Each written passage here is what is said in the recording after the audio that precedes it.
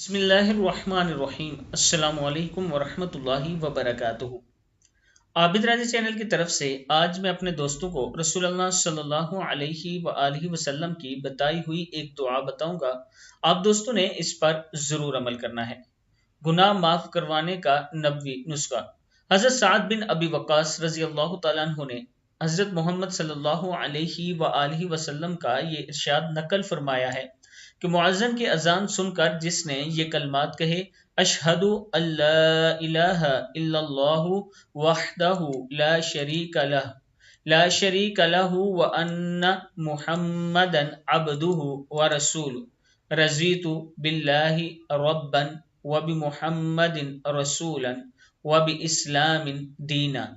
सही मुस्लिम की हदीस है। इसको ऐसे भी पढ़ सकते हैं, रज़ीतु बिल्लाहि रब्बा व बि मुहम्मदिन रसूला व बिल इस्लामी दीना। किताब का वाला ये नीचे मौजूद है, आप देख सकते हैं। और इसका तर्जमा है, मैं इस बात की गवाही देता हूँ कि अल्लाह के सिवा कोई माबूद नहीं, अल्लाह ताला अकेला है, इसका कोई शरीक नहीं, और हजरत मोहम्मद सल्लल्लाहु अलैहि वआलिहि वसल्लम अल्लाह के बंदे और रसूल हैं। हमने अल्लाह को बतौर महबूब के और हजरत मोहम्मद सल्लल्लाहु अलैहि वआलिहि वसल्लम को बतौर नबी और पैगंबर के और इस्लाम को बतौर मजहब के पसंद कर लिया, तो ऐसे शख्स के गुनाह माफ कर दिए जाते हैं।